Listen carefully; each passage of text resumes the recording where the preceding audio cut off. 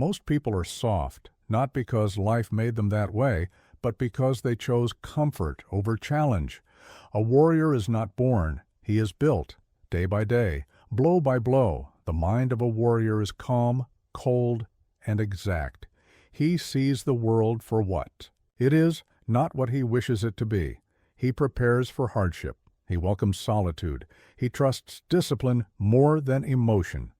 This mindset doesn't just help you survive, it makes you dominant. In this video, I'll show you how to forge your mind into steel. Subscribe to our channel if you're ready to master your mind, and tell us, where are you watching from? Listen closely, for what I'm about to share with you was not written in any book. It was carved into my spirit through decades of combat, through countless duels where death's breath whispered against my neck. The true way of the warrior, the path to unshakable mental strength, begins in absolute silence. You see, most men rush to grab their sword to prove their worth through action. But a warrior? A true warrior knows that the battle is won or lost in the mind before the first move is made. This is not philosophy. This is survival. Think of your mind as an unruly horse. Left untamed, it will buck and rebel, throwing you into chaos at the first sign of danger. But, properly disciplined, it becomes an instrument of unstoppable power. This is where we begin. Every morning before the sun rises, I sit in perfect stillness. No movement, no thought, just pure awareness. This isn't meditation as you know it. This is warrior's meditation.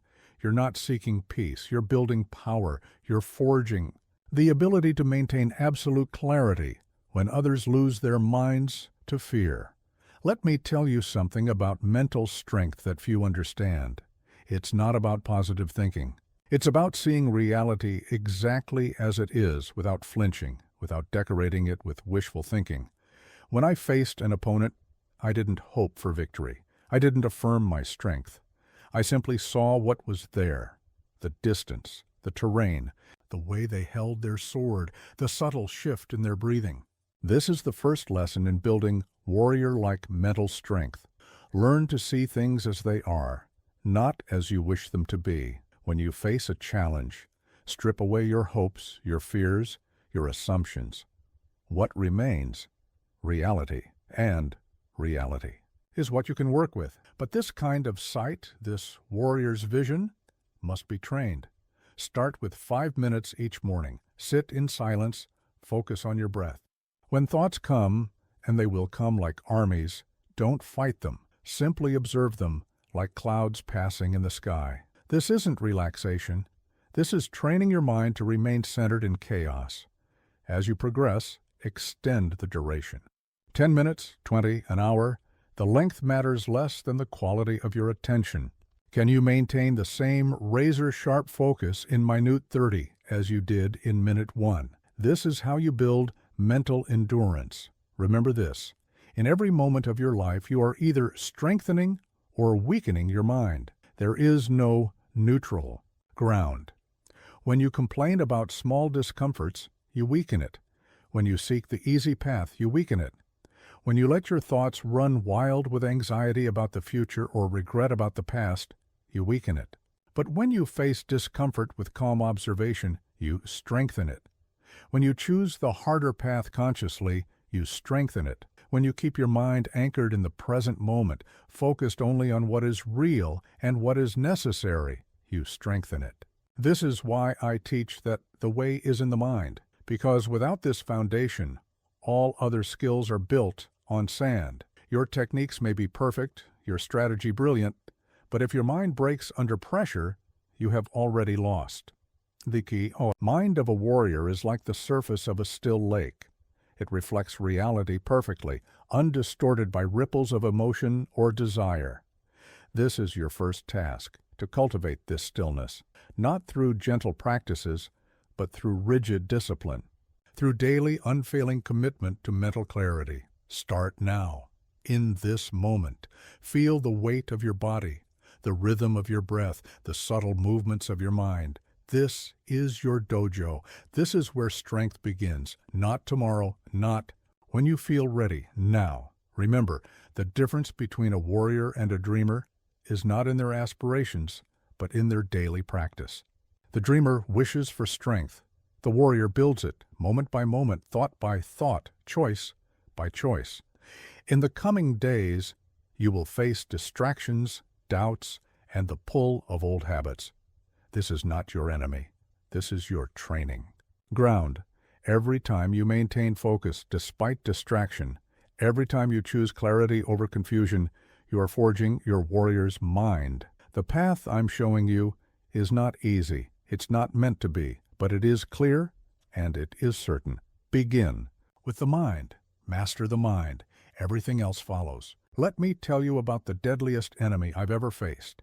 It wasn't a skilled swordsman. It wasn't a cunning strategist. It was hesitation, that poisonous moment between thought and action that has killed more warriors than any blade. I've watched men die not because they were weak, but because they hesitated. In that fraction of a second between recognizing what needs to be done and doing it, their minds became battlegrounds of doubt. Should I strike? Should I wait? What if I'm wrong? By the time they decided, their opportunity was gone, or worse, their opponent's blade had already found its mark. This is not just about combat. This is about life. Every day I see people hesitating at crucial moments, hesitating to speak their truth, hesitating to seize opportunities, hesitating to make necessary changes. They call it being careful, being thoughtful, being strategic. I call it what it is, fear wearing the mask of wisdom. Understand this. Hesitation is not wisdom. Wisdom is knowing what must be done. Hesitation is knowing what must be done, but allowing fear to create a gap between knowledge and action. This gap is where defeat lives. But how do we kill hesitation? How do we build the mental strength to move with decisive force? The answer lies in understanding its root. Hesitation comes from attachment. Attachment to outcomes, attachment to appearances, attachment to life itself. When you're too attached to any of these, you'll always hesitate at the crucial moment. This is why I teach detachment first. Not detachment from purpose or responsibility, but detachment from the fear of consequences. When I faced an opponent, I had already accepted every possible outcome. Victory? Accepted. Defeat? Accepted. Death? Accepted. This total acceptance didn't make me reckless. It made me free. Free to act with full force, undiluted by doubt. Here's how you begin to build this strength. Start with small decisions. When you know something needs to be done, move immediately. Not after counting to 3, not after taking a deep breath, not after one more moment of preparation. Move, act, do. Need to wake up early? The moment your alarm sounds, rise. No negotiation, no 5 more minutes. The gap between alarm and action should be 0. Need to have a difficult conversation? Initiate it the moment you recognize its necessity. Need to change your habits? Start in the next breath. This immediate action must become your new normal. Every time you move without hesitation, you're building neural pathways of decisive action. Every time you kill the gap between recognition and response, you're strengthening your warrior's mind. But remember, this is not about rushing. This is not about acting without thought. The time for thought is in preparation, in training, in strategy. When the moment for action comes, thinking should be complete. There should only be doing. I'll share with you a training method I developed. Throughout your day, set random challenges for immediate action. When you see something that needs to be done, a dish to be washed, a call to be made, a weight to be lifted, give yourself exactly 1 second to begin moving. Not to complete the action, but to begin it. No preparation, no psych-up, just instant movement. This trains your nervous system to bypass the hesitation response. It builds what I call action readiness, the ability to move from stillness to full engagement without that deadly gap of doubt. As you practice this, you'll notice something remarkable. The quality of your actions actually improves. Why? Because when you remove hesitation, you remove the mental static that clouds performance. Your movements become cleaner, your decisions clearer, your results better. You'll also notice that fear begins to lose its grip, not because you become fearless, but because you've learned to move through fear without letting it create that fatal pause. The fear may still be there, but it no longer has the power to make you hesitate. This is crucial. We're not trying to eliminate the mental process of evaluation and decision-making. We're eliminating the gap between decision and action. The warrior's mind decides swiftly and moves instantly. There is no space between thought and deed. Think of water flowing downhill. It doesn't hesitate at each stone, considering multiple paths. It simply moves, naturally finding the most efficient course. This is how your actions should flow from your decisions: immediate, natural, unstoppable. Practice this today, right now. What have you been hesitating to do? What decision have you already made in your mind but haven't acted on? Move on it now. Not after finishing this video, not after making one more plan. Now, remember, hesitation is not just a pause in action. It's a leak in your power. Every time you hesitate, you're not just delaying success, you're actively practicing failure.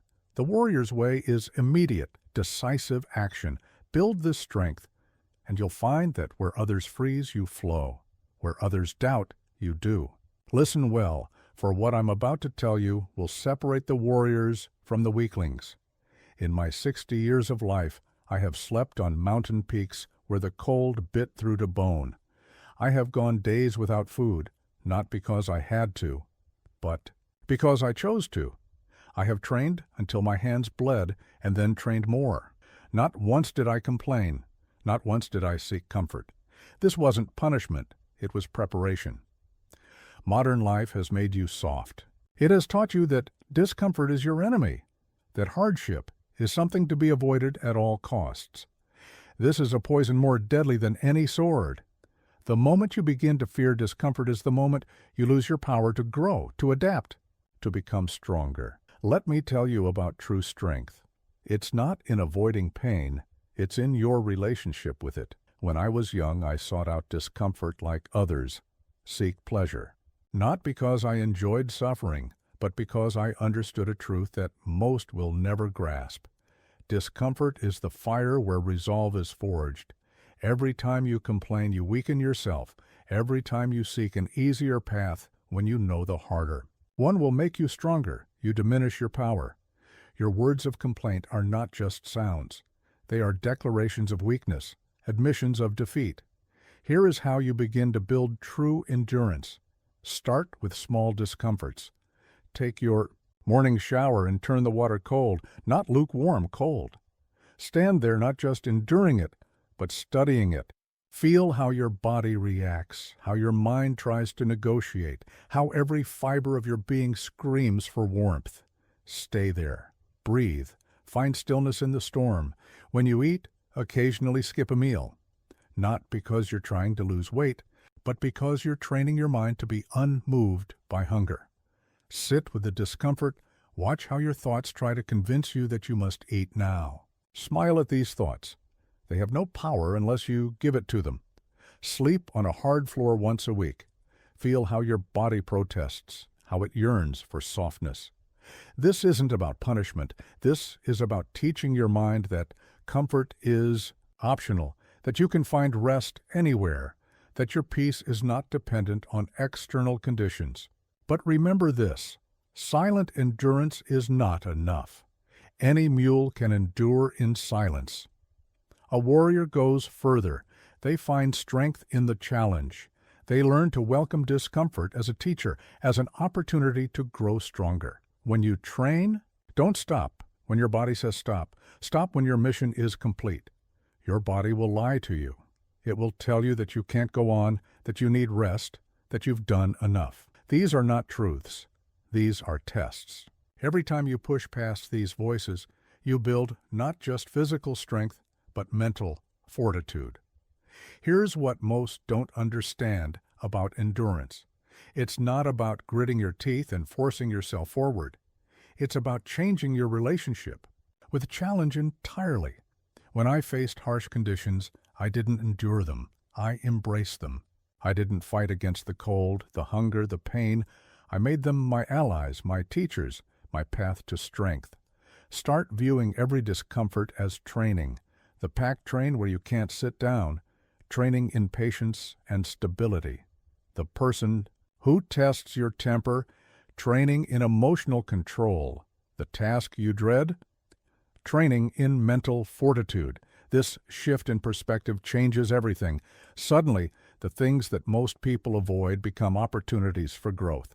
The situations that make others complain become your dojo, your training ground, your path to power. But understand this path never gets easier, you just become stronger. The challenges that once seemed impossible become your warm-up. These discomforts that once broke you become barely noticeable. This is not because the path has changed, it's because you have changed. Here's a truth that few are ready to hear. Comfort is a prison. The more you seek it, the weaker you become. The more you avoid discomfort, the more power it has over you. Break free from this prison. Learn to find comfort in discomfort, strength in challenge, growth in adversity. Remember, a warrior's strength is not in never feeling pain, never feeling tired, never feeling afraid. Their strength is in their relationship with these experiences. Where others see suffering, the warrior sees training. Where others seek escape, the warrior seeks mastery. Today, seek out one thing that makes you uncomfortable. Not something dangerous or destructive, something challenging, something that makes your mind say, not this. Then do it. Not just once, but until the discomfort becomes familiar. Until what once seemed impossible becomes simply another step on your path. This is how you forge unshakable strength. Not in the gym, not in the dojo, but in your daily choices to embrace what others avoid. In your decision to remain silent when others would complain. In your commitment to find opportunity where others see only hardship. The path of endurance is not about reaching a destination. It's about becoming someone who can no longer be stopped by discomfort, no longer be weakened by hardship, no longer be broken by challenge. This is the way of the warrior. There is a secret that every true warrior discovers, usually moments before they would have died, if they feared death. I will share this secret with you now. When death holds no fear, life holds no limits. This is not poetry. This is not philosophy. This is the raw truth that separates those who achieve greatness from those who merely dream of it. In every duel I fought, and I fought many, I entered with complete acceptance of death. Not because I wanted to die, not because I was reckless, but because I understood that the fear of death is the ultimate chain, the final barrier between you and absolute freedom of action. Let me be clear, I'm not talking about being unafraid to die. I'm talking about something far more powerful, being so intimate with the reality of death that it loses its power to influence your decisions. This is what I mean when I say fear nothing. Most people live in constant negotiation with their fears. They bargain with them, try to rationalize them, attempt to control them through endless preparation and precaution. But fear cannot be negotiated with. It cannot be rationalized away. It can only be transcended through direct confrontation. Here's how you begin. First, you must understand that what you fear is not death itself, but your ideas about death. Your fantasies of pain, of loss, of the unknown. Strip away these fantasies. Look directly at the simple truth. Everything that lives dies. This is not tragic. This is not unfair. This is simply the nature of existence. When I was young, I would sit in graveyards at night. Not to be dramatic, not to prove anything to anyone, but to become familiar with death. To understand it not as an enemy, but as a natural part of the warrior's path. I would imagine my own body becoming earth, my own name being forgotten. This practice didn't make me morbid. It made me free. But death is not the only fear you must master. Every day, I see people paralyzed by lesser fears. Fear of failure, fear of judgment, fear of loss, fear of change. These are all children of the same parent. The fear of death. Master the parent, and the children lose their power. Here is a practice I give to you. Each morning, wake up and remind yourself that you could die today. not as a morbid thought, but as a clarifying one. Ask yourself, if this were my last day, would I waste it on petty fears? Would I hold back my truth? Would I delay my purpose? When you truly accept the possibility of death, something remarkable happens. Your actions become cleaner, more decisive. Your words become more direct, more honest. Your choices become simpler, more aligned with what truly matters. This is the warrior's freedom. But remember, this acceptance of death is not about becoming reckless. A warrior who truly accepts death becomes more careful, more precise, more excellent in their actions, because when you're not clouded by fear, you can see clearly what needs to be done and do it with full commitment. In my duels, this acceptance gave me an advantage that no technique could match. While my opponents fought 2 battles, one with me and one with their fear of dying, I fought only one. All my energy, all my focus, all my power could be directed toward the single point of victory. The same principle applies to your daily battles. When you're giving a presentation, speaking your truth, making a crucial decision, if you're fighting both the challenge and your fears, you're fighting with divided force. Accept the worst that could happen, and your power becomes whole. Let me give you a direct practice for building this fearlessness. Choose one fear, start small, and move directly toward it. If you fear public speaking, seek out opportunities to speak. If you fear rejection, put yourself in situations where rejection is possible. If you fear failure, take on projects where failure is a real possibility. But here's the crucial point. Don't do this to overcome the fear. Do it to learn to act powerfully while the fear is present. This is what fearlessness really means. Not the absence of fear, but the ability to move with full force regardless of fear. As you practice this, you'll discover something profound. Most of your fears are phantoms. They dissolve when confronted directly. The few that don't dissolve become your teachers, showing you where you need to grow stronger. Remember this: every time you choose comfort over growth because of fear, you're practicing death. Not physical death, but the death of your potential, the death of your warrior spirit. Every time you move toward what you fear, you're practicing life, real life, full life, warrior's life. The ultimate goal is not to become fearless in the sense of never feeling fear. The goal is to become free from fear's control, to reach a state where fear becomes irrelevant to your choices, where your actions are guided purely by what needs to be done, not by what feels safe. This is the true meaning of fear nothing. It means to be so grounded in your purpose, so clear in your actions, so accepting of all possible outcomes, that fear loses its grip on your decisions. This is the warrior's way. This is the path to unlimited life. There is a disease in this world that kills more dreams than any other force. It's called talking. I have watched countless warriors talk themselves into weakness, speak themselves into mediocrity, discuss their way into defeat. They talk about their goals, their plans, their future victories. They speak of what they will do, could do, should do, and with every word, they leak power that should have been spent in training. Let me tell you what I learned in 60 years of swordsmanship. Words are wind, training is truth. The universe cares nothing for your intentions, your affirmations, your clever phrases about success. It responds only to what you do consistently, with unrelenting dedication. I won my first duel not with words, but with 10,000 practice swings. I developed my strategy not through endless discussion, but through countless hours of silent practice. When others spoke of technique, I trained. When others debated theory, I trained. When others boasted of their skills, I trained. Here is the first principle of warrior-like training. Shut your mouth, open your eyes, move your body. The time you spend talking about your practice is time stolen from your practice. The energy you waste explaining your method is energy stolen from perfecting your method. But let me be clear about what I mean by training. I'm not talking about mindless repetition. I'm not talking about going through the motions while your mind wanders to your next social media post about your workout. I'm talking about dedicated, focused, purposeful practice where every repetition is done with full attention and intention. When I trained with the sword, each cut was a complete universe of focus.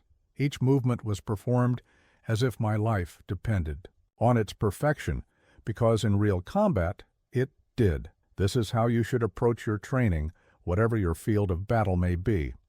Here's how you begin.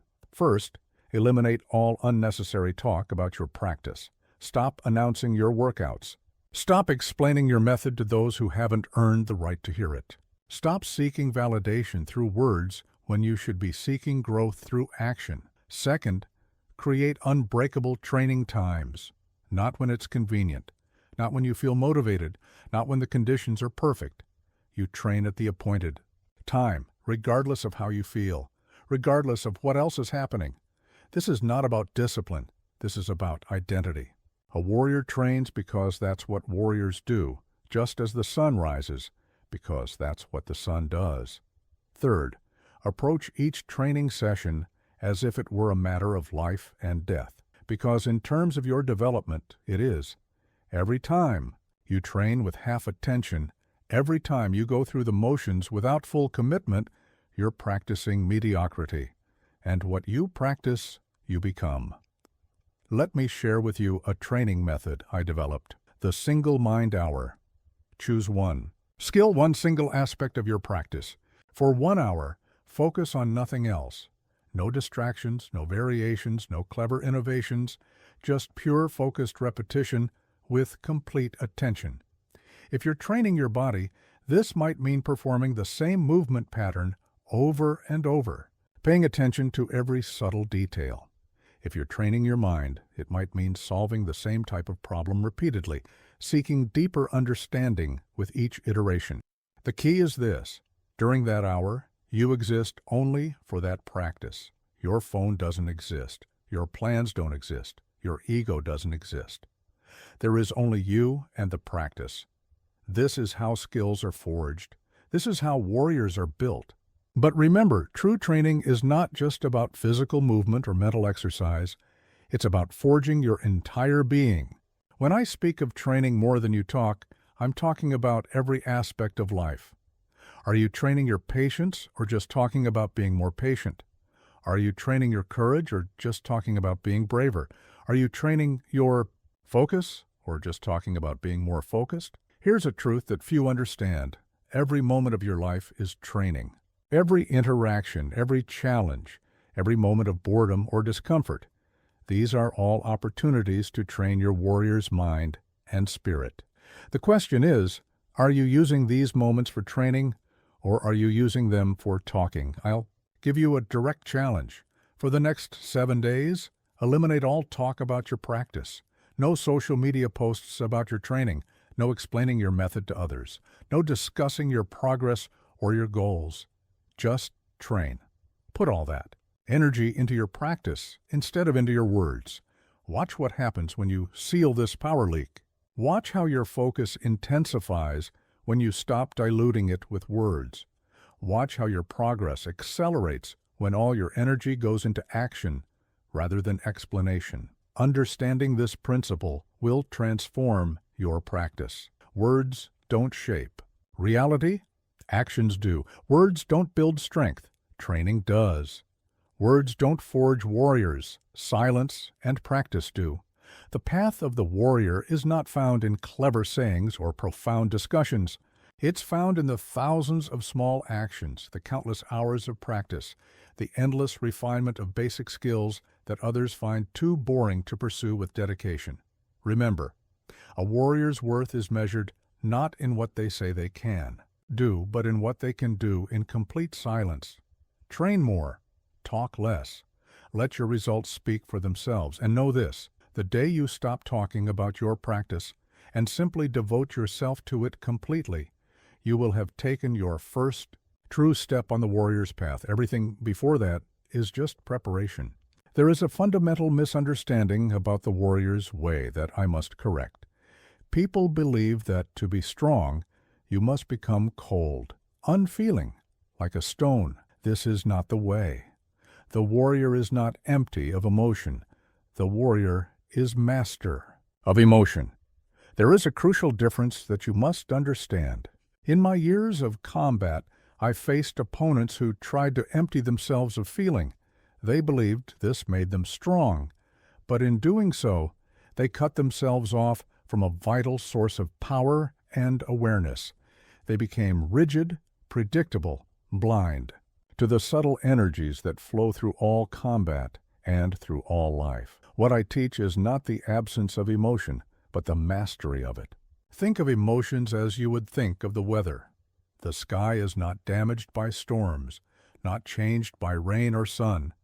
It remains vast, unchanging, even as countless weather patterns move through it. This is how your consciousness should be. Let me show you the path to this mastery. First, you must understand that emotions are like waves in the ocean of your mind. You cannot stop the waves, nor should you want to, but you can learn to surf them with skill, with balance, with purpose. Here is the practice. When an emotion arises, be it anger, fear, excitement, or joy, do not immediately react to it. Do not try to suppress it. Do not try to justify it. Simply observe it. Feel its texture in your body. Notice its effect on your breathing, your posture, your thoughts. This observation creates a space between the emotion and your response to it. In this space lies your power. This is where consciousness can choose its action rather than being driven by emotional impulse. But remember, this is not about becoming passive. A warrior's detachment is active, alert, fully engaged with reality. When I fought, I felt everything: the surge of adrenaline, the tension of the moment, the weight of life and death. But I was not controlled by these feelings. They were information, not commands. Here is a direct training method I developed: the emotion mirror. When strong emotion arises, immediately bring your attention to your body. Notice how anger creates tension, how fear shortens breath, how anxiety churns the stomach. Don't try to change these sensations. Simply observe them with the same detached interest you would give to clouds moving across the sky. As you practice this, you'll discover something profound. Emotions lose their compulsive power when met with clear awareness. They don't disappear. They transform from masters into messengers. Anger becomes a signal of boundaries crossed. Fear becomes an indicator of preparation needed. Excitement becomes a marker of opportunity present. But this practice must be constant. You cannot wait for the storm to learn how to sail. Every small irritation, every minor frustration, every moment of impatience, these are your training grounds. They are the daily opportunities to practice emotional mastery. Here's what most fail to understand about emotional control: it's not about suppression. Suppressed emotions are like dammed rivers. They always find a way to break through, usually at the worst possible moment. True control comes from understanding, from allowing emotions to flow while remaining unshaken at your core. Think of it this way: emotions are like the weather on a mountain. The peak remains unmoved, whether in sunshine or storm. This is your true nature, vast, unchanging awareness. The emotions are simply weather patterns moving through this awareness, but this understanding must be earned through practice. Here's how you begin. Choose one day where you will observe every emotional reaction without acting on it. When someone irritates you, observe the irritation. When something pleases you, observe the pleasure. Don't try to change these reactions. Simply watch them arise and pass. This practice will show you something crucial. You are not your emotions. You are the awareness in which emotions arise and pass. This realization is the foundation of true warrior strength. As you develop this awareness, you'll find that emotions become more subtle, more nuanced.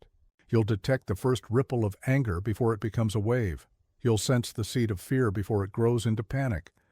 This early warning system allows you to respond with wisdom rather than react from conditioning. Remember this: the goal is not to become emotionless.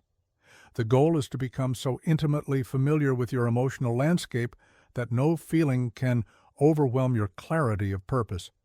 A warrior feels deeply but is not controlled by those feelings. This mastery has practical benefits beyond combat. In negotiation, it allows you to remain clear while others become clouded by emotion. In leadership, it enables you to respond to challenges with wisdom rather than reaction. In daily life, it gives you the power to choose your actions rather than be driven by emotional impulses. But understand, this is not a destination you reach once and forever. It's a practice you must maintain daily. Every interaction, every challenge, every success or failure is an opportunity to practice emotional mastery. The mark of success in this practice is not that you stop feeling. The mark of success is that you can feel everything fully while remaining rooted in clear awareness. You can experience intense emotions without losing your center. You can engage fully with life without being tossed about by its storms. This is the true meaning of emotional mastery. Not to become cold, but to become vast. Not to become empty, but to become unshakable. Not to escape feeling, but to feel everything while remaining free. Let me share with you one of the most crucial secrets of my undefeated record. I never walked into a battle I hadn't already won in my mind. While others trained their bodies, I trained my visualization. While they practiced techniques, I practiced seeing victory with such clarity that defeat became impossible. This is not positive thinking. This is not imagination. This is mental combat, as real, as demanding, and as crucial as physical combat. When I say fight the battle before it begins, I'm speaking of a level of preparation that most warriors never reach because they don't understand its power. Every duel I fought was fought thousands of times in my mind before my sword ever left its scabbard. I saw every possible attack, every counter, every terrain advantage, every weakness, both mine and my opponent's. By the time the actual combat began, I was simply executing a battle I had already won countless times. But understand this, mental rehearsal is not about fantasizing about victory. It's about facing every possible scenario, especially defeat, and preparing your response. The weak warrior imagines only victory. The complete warrior sees everything, victory, defeat, injury, death, and prepares for all. Let me teach you the method I developed for this practice. I call it the 1,000 views technique. Here's how it works. Take any challenge you face, a presentation, a negotiation, a competition, any battle that matters. Now find a quiet place and close your eyes. See the challenge from every possible angle. First, see it from your perspective. Feel the weight of your body, the rhythm of your breath, the readiness in your muscles. See your opponent or your challenge with perfect clarity. Now, shift. See it from their perspective. What do they see when they look at you? What are their strengths, their fears, their likely strategies? But don't stop there. See it from above, as if you were a bird watching the encounter. See it in slow motion. See it at double speed. See it in complete silence. See it with every sense heightened. See it through the eyes of a complete beginner. See it through the eyes of a master. Each view reveals something new.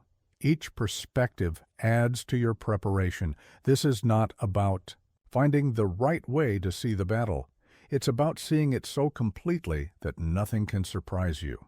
Here's what most fail to understand about mental preparation. It's not about pumping yourself up. It's not about convincing yourself you can't lose. It's about becoming so familiar with all possibilities that you can respond to any of them with clarity and purpose. When I prepared for a duel, I would spend hours in this practice. I would feel the ground under my feet, hear the wind in the trees, sense the weight of my sword. I would see my opponent's every possible move. But more importantly, I would see every possible mistake I could make. Every weakness in my stance, every gap in my defense. This level of visualization does something powerful. It removes the gap between preparation and performance. When you've truly fought the battle in your mind, not once, not 10 times, but hundreds of times, your body knows exactly what to do when the moment comes. Let me give you a direct practice for developing this skill. Choose one important challenge you face in the next week. Spend 15 minutes each morning seeing it from a different perspective. Don't just think about it. Experience it fully, in your mind. Feel the emotions, sense the physical sensations, hear the sounds. But remember this crucial point. Mental rehearsal must be as disciplined as physical practice. Sloppy visualization creates sloppy performance. Each mental repetition must be done with complete attention, complete commitment, complete presence. Here's another layer to this practice.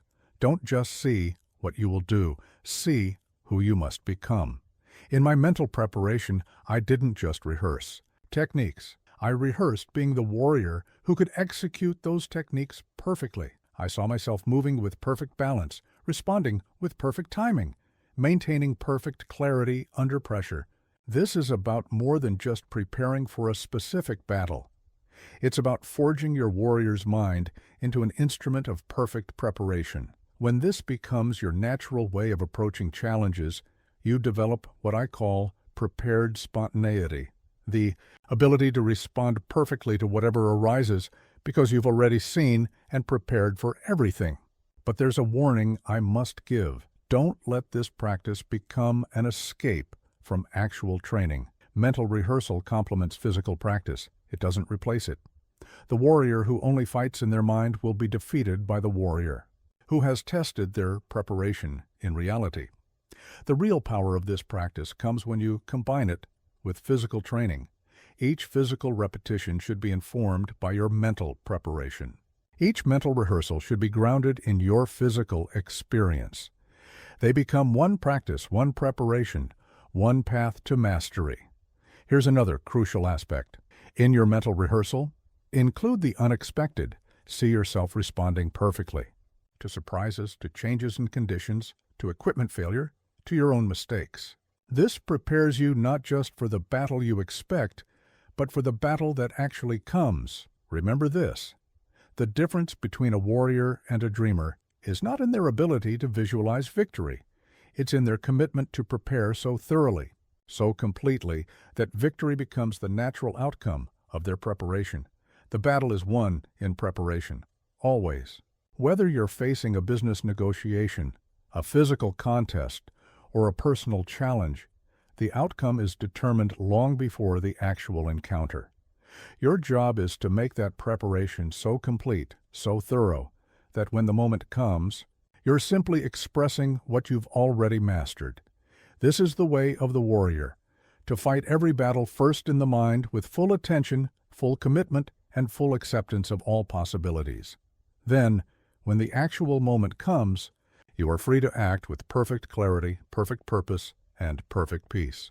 There is a truth that every serious warrior must face. The path to mastery is often walked alone, not because we choose isolation, but because the demands of true mastery are more than most are willing to bear. I learned this in my early years, when I would train while others slept, study while others drank, and practice while others sought comfort in company.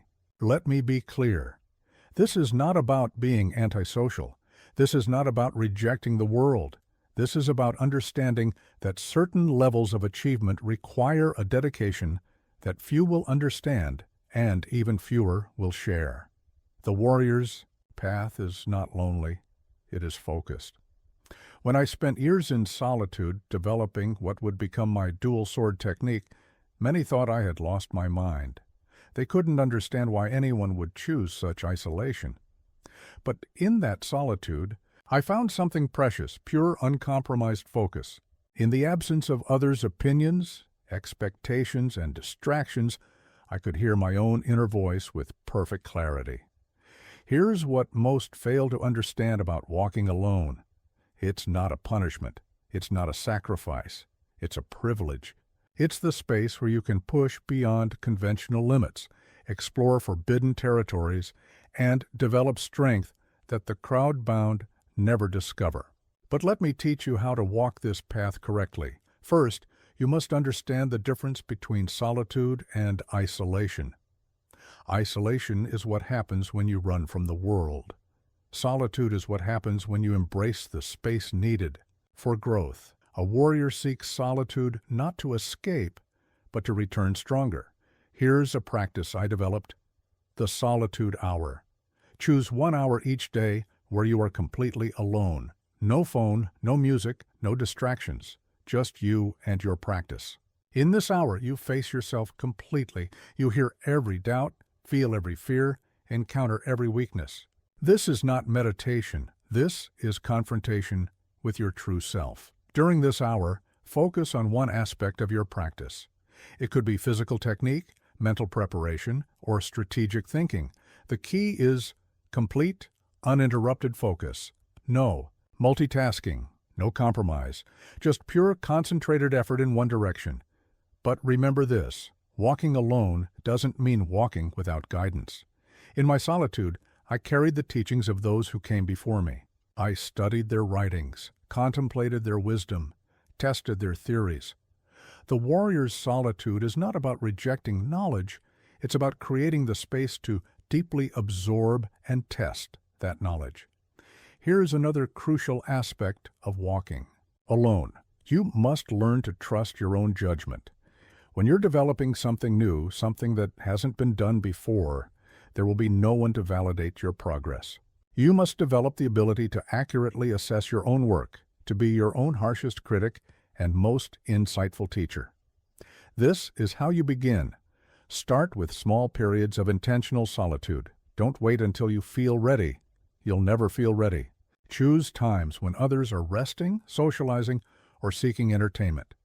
Use these times for focused practice, deep study, or intense training. But here's the warning: don't let your solitude become an excuse for arrogance. The warrior who walks alone does so out of necessity, not superiority. When you return to the world, and you must return, do so with humility. Your solitude should make you stronger, not separate. Understanding this balance is crucial. The warrior walks alone, not to avoid others, but to bring something of value back to others. My years of solitary training weren't just for my own growth, they were preparation for the teachings I would later share, the students I would later guide. Here's another practice I give you: the mirror test. In your solitude, regularly ask yourself, am I walking alone because this path requires it, or because I'm afraid of walking with others? The true warrior's solitude comes from the demands of their path, not from fear of connection or competition. Remember this: walking alone will test you in ways that walking with others never can. In solitude, there's no one to blame for your failures, no one to share the burden of your challenges, no one to validate your choices. This is exactly why it's so powerful. When you walk alone, you develop something rare and precious: unshakable self-trust. Not the fragile self-confidence that needs constant external validation, but the deep knowing that comes from facing challenges and overcoming them on your own terms. But this path requires courage, not just the courage to face external challenges, but the courage to face yourself completely. In solitude, you meet yourself without masks, without distractions, without the comfortable numbness of constant social interaction. This is what most don't understand about the warrior's solitude. It's not about being alone. It's about being complete within yourself. It's about developing the kind of inner strength that doesn't depend on external validation or support. Let me give you a final truth about walking alone. The strongest warriors are those who can walk both paths, alone when necessary, with others when appropriate. They know when solitude is needed for growth and when connection is needed for balance. Your task is not to isolate yourself permanently, but to become strong enough to maintain your center whether you're alone or surrounded by others, to be able to walk your path with unwavering focus, regardless of whether others walk with you or stand against you. This is the warrior's way: to be complete within yourself, yet open to the world; to walk alone when the path demands it, yet remain connected to the humanity you serve; to find in solitude not an escape, but a forge where your warrior's spirit is tempered and strengthened. Listen carefully. For what I'm about to share with you is perhaps the most crucial principle of warrior-like mental strength. Total commitment is not a choice you make once. It is a bridge you burn behind you, leaving no possibility of retreat. When I entered a duel, I didn't step into it with a backup plan. I stepped into it having already burned every bridge of escape. This is not recklessness. This is not desperation. This is the ultimate strategic position. To make victory the only possible outcome because you have removed all other options. Let me show you why this principle holds such power and how to implement it in your own battles. First, understand this. Half commitment is a poison that kills more dreams than failure ever could. When you leave yourself an escape route, your mind will always be calculating the path of retreat. This division of focus, this subtle preparation for failure, is what ensures failure will come. In my most famous duel, I arrived late, threw my scabbard in the ocean, and faced my opponent. With a wooden sword, many thought this was showmanship. It wasn't. It was strategy at its highest level.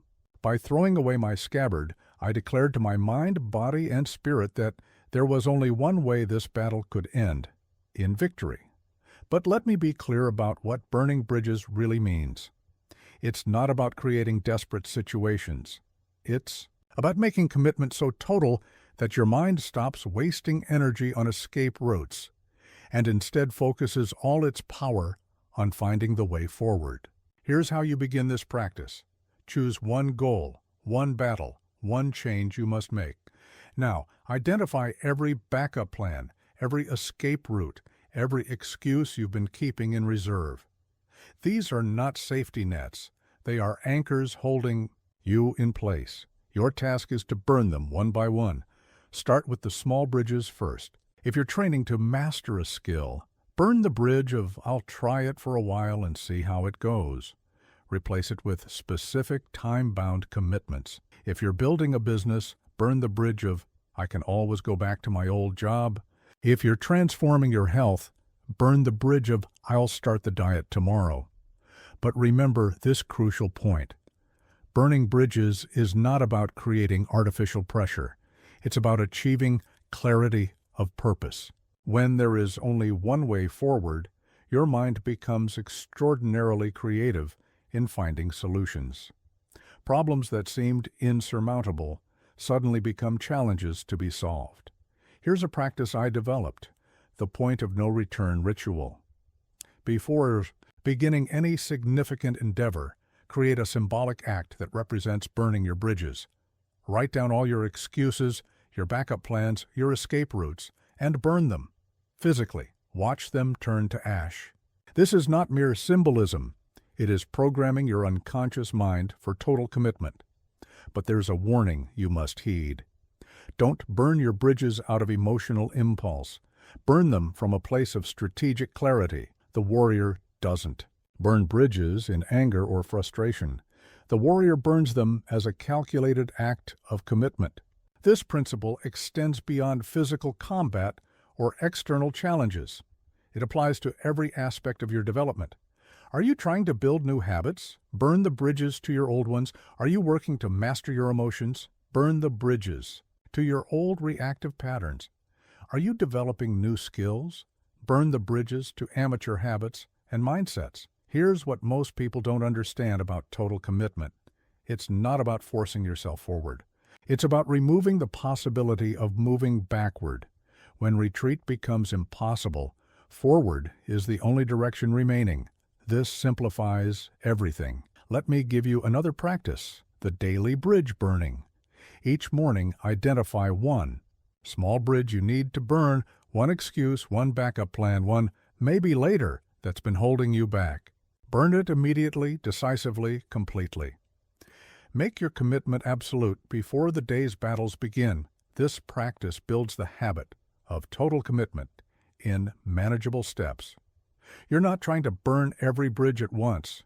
You're developing the warrior's mindset of making clear, decisive commitments and following through without reservation. Remember this, every time you keep an escape route open, you weaken your resolve. Every backup plan you maintain divides your focus. Every maybe you entertain dilutes your power. The warrior's way is absolute commitment, single-pointed focus, undivided energy. But here's the deeper truth about burning bridges. It's not really about cutting off retreat. It's about freeing yourself from the energy-draining weight of keeping options open. When you burn the bridges, you liberate the mental and emotional energy that was tied up in maintaining escape routes. Think of it this way. A warrior with no retreat fights differently than one with an escape plan. A warrior with no backup option thinks differently than one with safety nets. A warrior with no way back moves differently than one with divided loyalties. This difference, this total commitment, is often what determines victory or defeat. Here's another crucial aspect. When you burn your bridges properly, fear loses its power over you. Not because you've become fearless, but because you've made fear irrelevant to your choices. When there's only one way forward, fear becomes merely another condition to work with, not a factor in decision-making. This is what I mean by strategic bridge burning. You're not acting out of desperation. You're creating a position of maximum strategic advantage. When your mind knows there's no retreat, it stops wasting energy on escape plans and focuses entirely on finding ways to succeed. The final truth about burning bridges is this. It's not about destroying possibilities, it's about focusing your energy on the possibilities that matter. When you burn the bridges to mediocrity, you build bridges to excellence. When you burn the bridges to your old self, you build bridges to your warrior potential. This is the way of the warrior, to make commitment so total, so complete, that victory becomes not just possible, but inevitable, not because you've eliminated failure as a possibility, but because you've eliminated it as an option. There is a state of mind that every warrior must master, a state where stillness and action become one, where response flows without the friction of emotion, where movement emerges without the delay of thought. This is not a natural state. It must be forged through practice, through understanding, through the daily discipline of training your mind to be still while your body moves with perfect precision. In my duels, I discovered that the gap between perception and action was where death lived. The moment you allow emotion to create turbulence in your mind, the moment you let thought create hesitation in your movement, that is the moment you become vulnerable. The warrior's way is to eliminate this gap entirely. But understand this, when I speak of responding without emotion, I don't mean becoming cold or mechanical. I mean achieving a state where emotion is present, but not interfering, where you can feel everything, fear, anger, doubt, while maintaining perfect clarity of action. Let me share with you the method I developed to achieve this state. I call it the Still Center practice. Here's how it begins. Stand perfectly still. Not the stillness of relaxation, but the stillness of complete readiness. Feel how your body can be totally still, yet completely prepared to move in any direction. This physical stillness is the mirror of the mental stillness you must develop. Just as your body can be still yet ready, your mind must learn to be calm yet alert, peaceful yet powerful. This is the foundation of responding without emotion and moving without pause. But mere stillness is not enough. You must learn to move from stillness without passing through preparation. This is what I mean by moving without pause. There is no gap between stillness and action, no moment of gathering yourself before responding. The response is immediate, clean, precise. Here's a practice to develop this skill, the instant response drill. Choose a simple action. It could be standing from sitting, raising your hand, or taking a step. Now, practice performing this action. With zero preparation, no gathering of energy, no mental countdown, no preparation movement. Just pure instant response. The key is this. Don't try to move fast. Try to eliminate the gap between decision and action. Speed will come naturally when there is no resistance, no hesitation, no emotional turbulence, creating friction in your movement. But remember, this practice isn't just about physical movement. It's about developing a mind that can respond to any situation without emotional distortion. When someone insults you, can you respond from stillness rather than reaction? When an opportunity appears, can you move without the pause of doubt? Here's what most fail to understand about this principle. The goal is not to suppress emotion or eliminate thought. The goal is to develop a mind so stable that emotion and thought can flow through it without creating disturbance, without causing hesitation. Think of it like this. A clear pool of water can reflect everything perfectly while remaining undisturbed at its depths. This is how your mind should be, reflecting all that occurs while maintaining perfect stillness at its center. This stillness is what allows for pure, immediate response. Let me give you another practice. The chaos stillness drill. Create deliberate chaos around you. Loud music, complex movements, multiple tasks demanding attention. In the midst of this chaos, maintain your center of stillness. Don't block out the chaos. Include it all while remaining unmoved at your core. This trains your nervous system to maintain clarity regardless of external conditions. It develops your ability to respond purely to what is without adding the distortion of emotional reaction or mental commentary. But here's a crucial warning. Don't confuse responding without emotion with responding without awareness. The warrior's response comes from a place of heightened awareness where every detail is noticed, every subtle shift is registered. It's this very awareness that allows for pure response. Here's another layer of this practice. Learn to observe your own emotional reactions without being moved by them. When anger arises, watch it arise. When fear appears, watch it appear. Don't fight these emotions that creates more turbulence. Simply maintain your center of stillness while allowing them to move through you.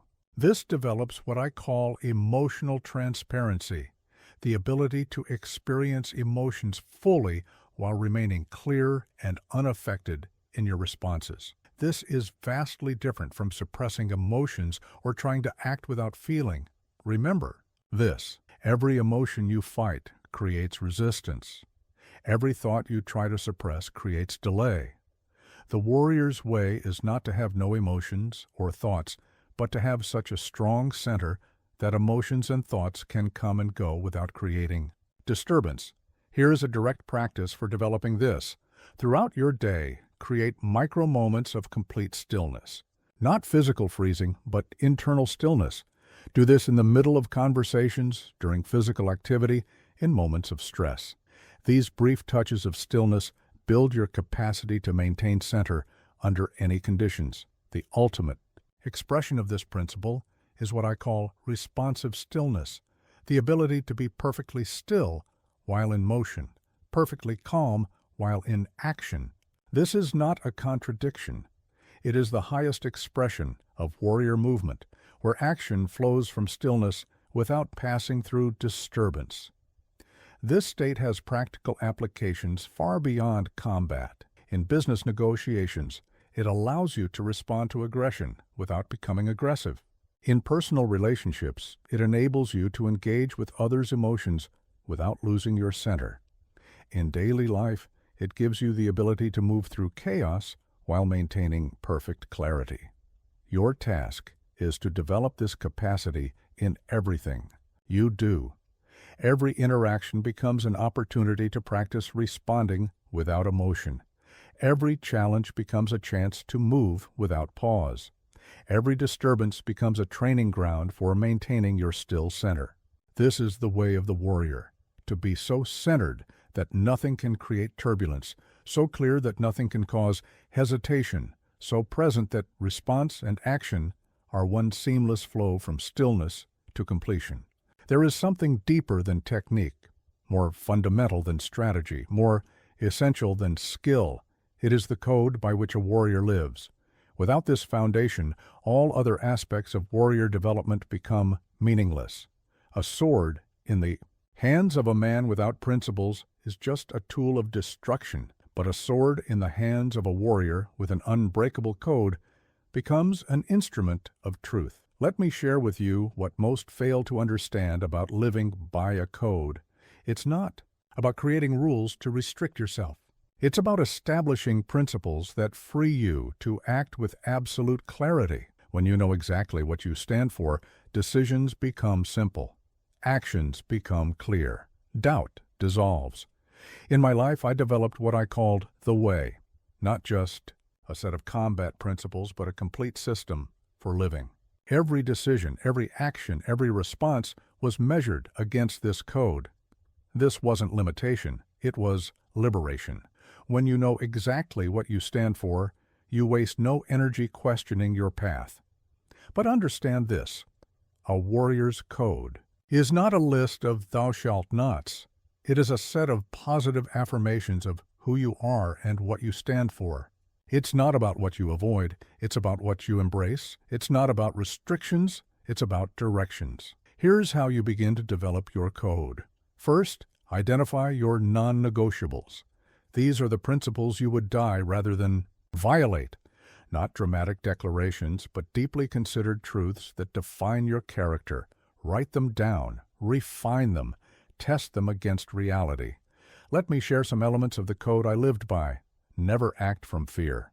Fear may be present, but it must never be the reason for your decisions. Seek truth in all things.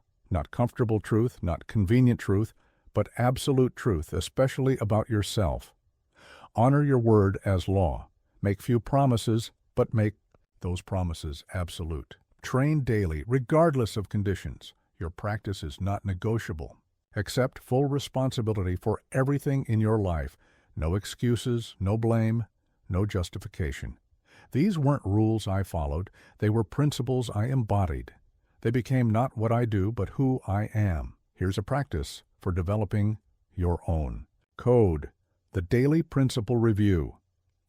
Each morning, choose one principle from your code. Throughout the day, filter every decision, every action, every response through this principle. At night, review how well you lived this aspect of your code. But remember this warning. A code that you haven't tested in fire is just words on paper. Your principles must be forged in challenge, tempered in difficulty, proven in adversity. Only then do they become truly yours. Here's another crucial aspect of living by a code.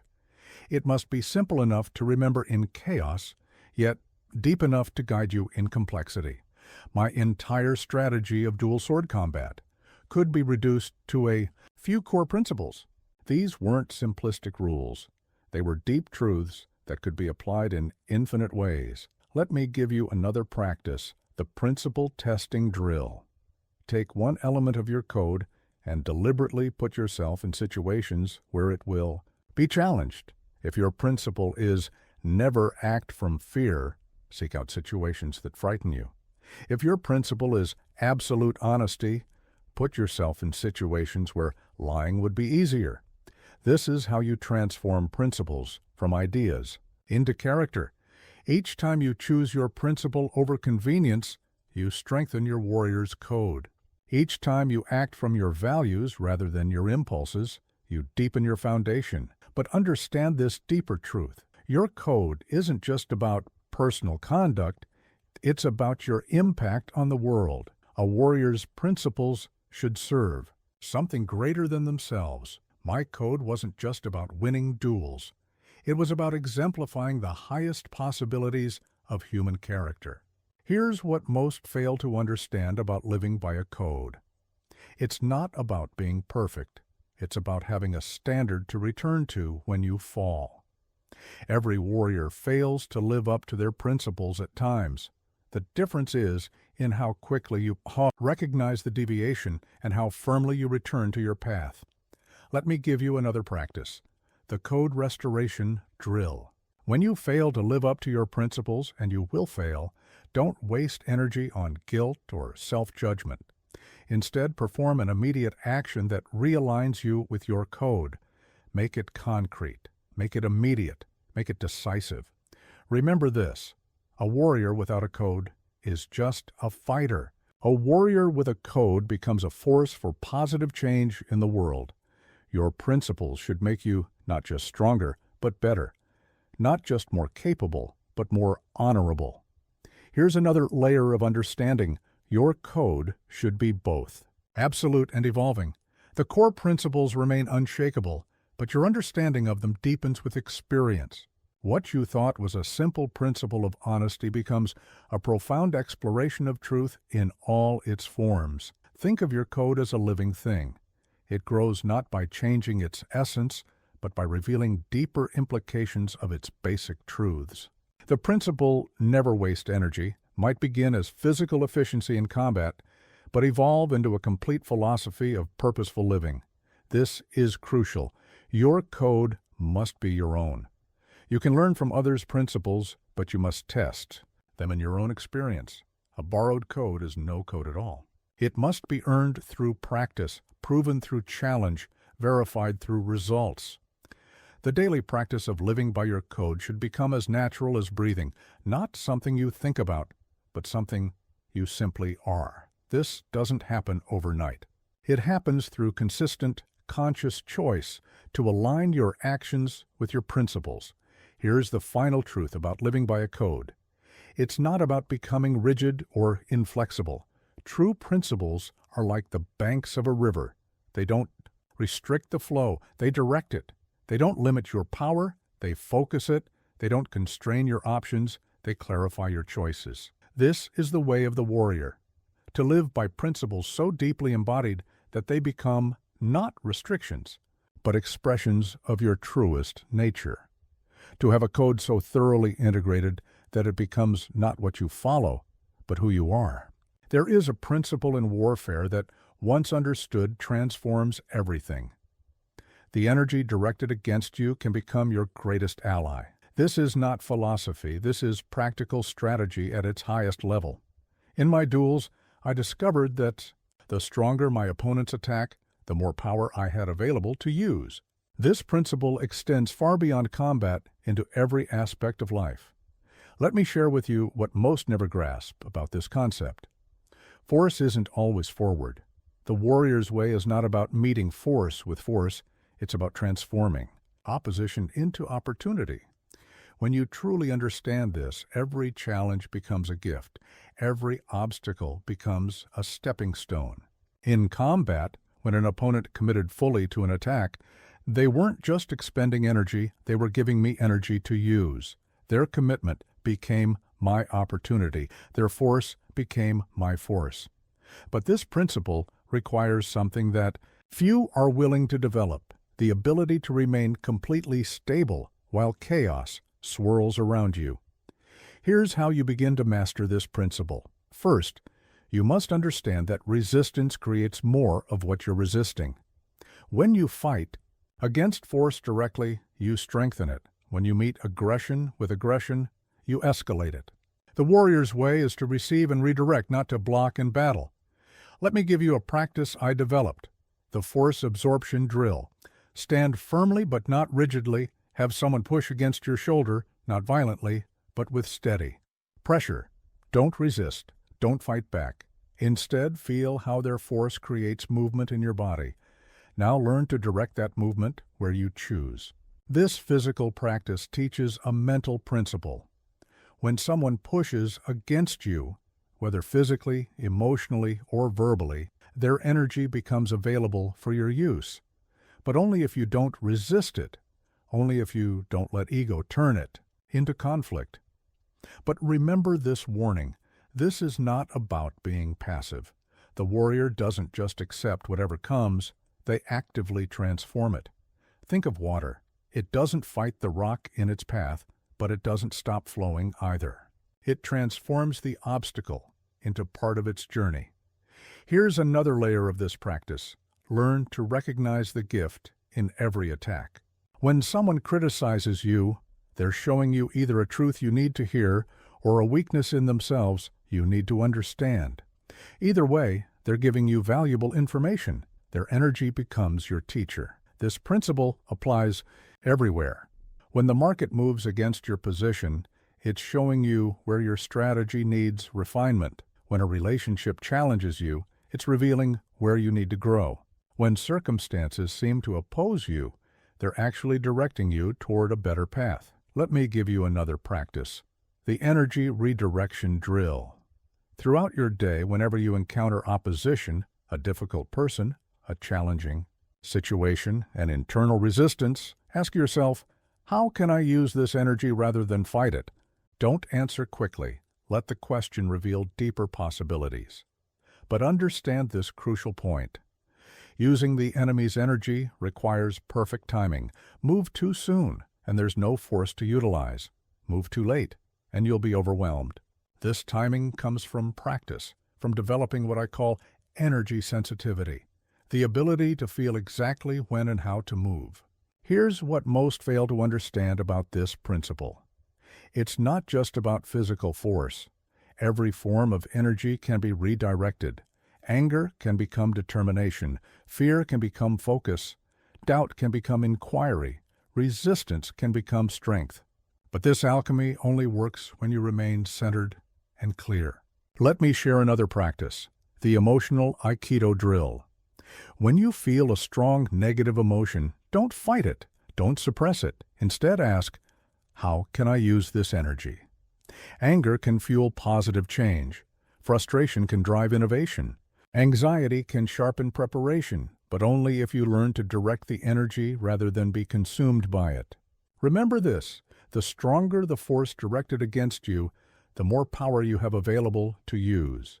But this only works if you've developed the stability to receive without breaking, and the wisdom to redirect without resisting. Think of it this way. Every challenge that comes at you is like a wave. You can either let it crash over you, try to fight it and be overwhelmed, or learn to surf it. The warrior chooses to surf, using the wave's own energy for movement and direction. Here's another crucial aspect. This principle works in strategy as well as tactics.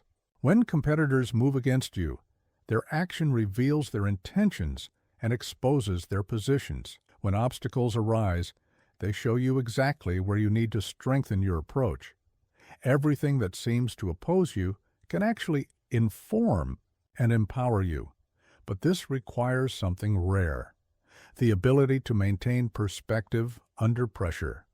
When you're being attacked, whether physically, verbally, or circumstantially, your natural reaction is to contract, to resist, to fight back.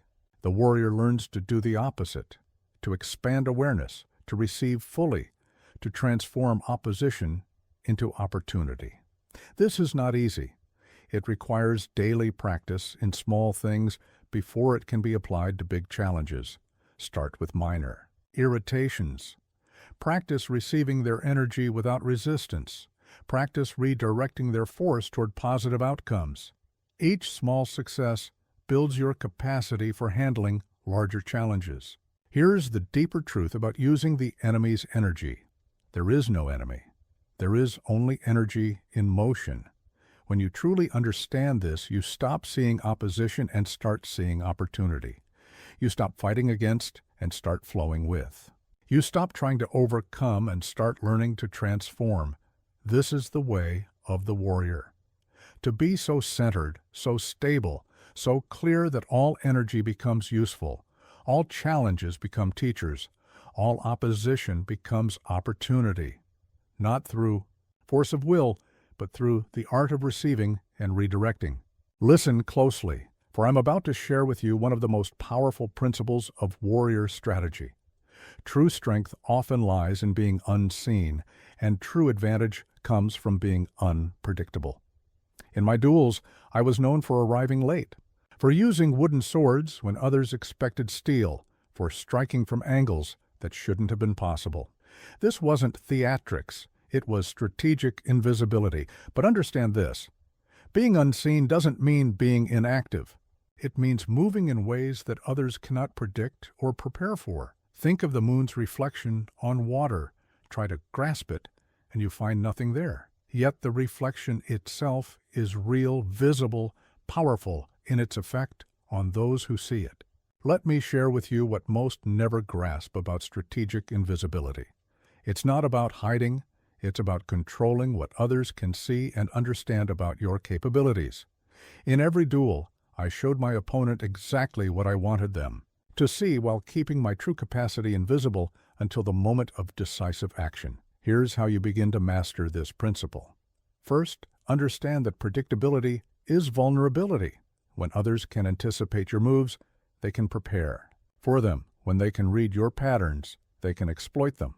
The warrior learns to move in ways that break expected patterns, that defy conventional wisdom. Let me give you a practice I developed, the pattern-breaking drill. Take any routine activity in your life, your morning routine, your work habits, your training schedule.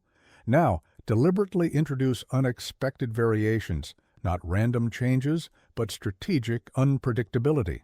This trains both your ability to break patterns and others' inability to predict your actions. But remember this warning: unpredictability without purpose is just chaos. Every unexpected move, every hidden capacity, every broken pattern must serve your strategic objective. I didn't arrive late to duels to be mysterious.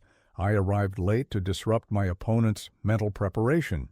Here's another layer of this practice. Learn to see your own patterns as others see them. What do people expect from you? What do they think they know about your capabilities? These expectations are both a trap and an opportunity.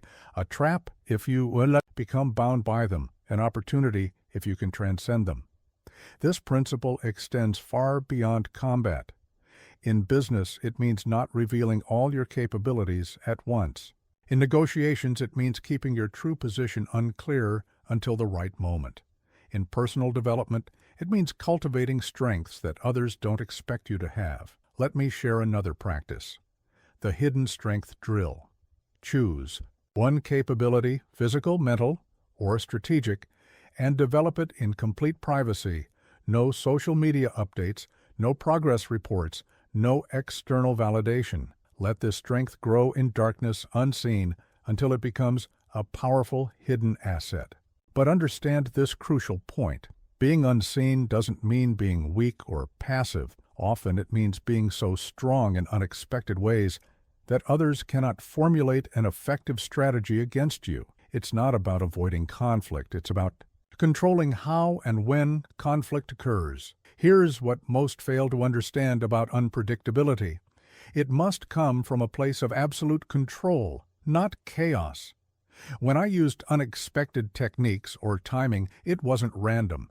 It was precisely calculated to create maximum strategic advantage while appearing completely spontaneous. Think of it this way: the truly powerful move in the spaces between expectations. They strike not where the enemy is defending, but where they haven't even considered they need to defend. This requires both deep understanding of conventional patterns and the creativity to transcend them. Let me give you another practice: the strategic shadows drill. In any situation, identify what others expect to see. Then identify what you could do that exists completely outside their expectations. Don't act yet. Just become aware of these invisible possibilities. This awareness itself becomes a form of power. Remember this: every time you show your full capacity, you give others the information they need to counter you. Every time you follow predictable patterns, you make yourself vulnerable to those who study those patterns. The warrior learns to show what serves their purpose and keep hidden what gives them advantage. Here's another crucial aspect.